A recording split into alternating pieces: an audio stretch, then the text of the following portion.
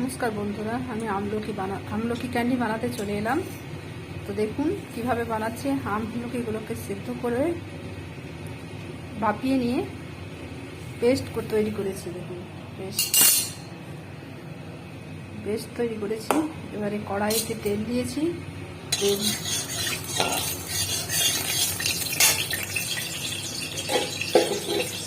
মিক্সিতে পেস্ট করে নিয়ে কড়াইতে তেল দিয়ে আমলকিটা ছেড়ে দেবো।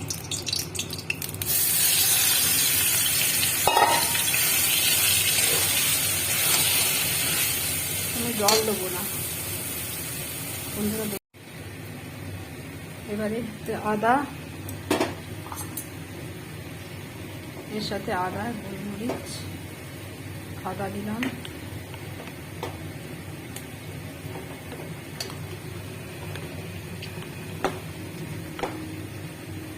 তিন চামচ,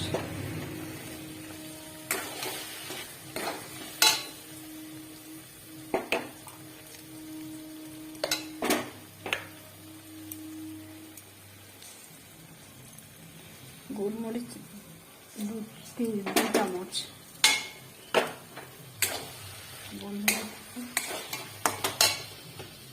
আর গুড় আছে 300 গ্রাম। তো গুড় আরও লাগবে, তো গুড় আমার কাছে তো গুড় নেই, তো চিনি দিয়ে দেবো। তো 300 গ্রাম গুড় আছে বন্ধুরা, দেখুন, কিন্তু আরও একটু চিনি লাগবে। দিয়ে আমি নাড়ছি। তো বন্ধুরা 300 গ্রাম গুড় আর 300 গ্রাম চিনি দিয়ে দিলাম। 600 গ্রাম, আমার কাছে 1 কেজি আমলকি। তো কতটা কি মিষ্টি হবে আমি তো বুঝতে পারবো।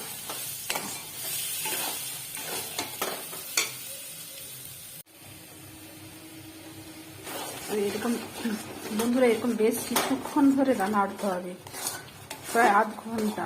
টুকু নেড়ে একদম আঠা আঠা করে তৈরি করে একদম নামিয়ে নেবো। আর বাচ্চা বড় সবাই খেতে পারে। এটা বানিয়ে দেখবেন, সর্দি কাশির সমস্ত কিছু উপকারী এই ক্যান্ডিটা।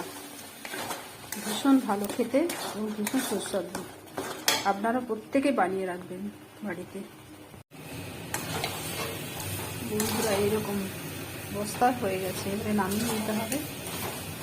খুব সুন্দর দিয়ে একটা থালায় তেল মাখিয়ে, এরকম থালায় তেল মাখিয়ে এটাকে ঢেলে নিতে হবে। বন্ধুরা থালায় ঢেলে নিলাম। এবারে এটা ঠান্ডা হলে গোল গোল করে পাকিয়ে এবং ক্যান্ডি তৈরি করতে হবে।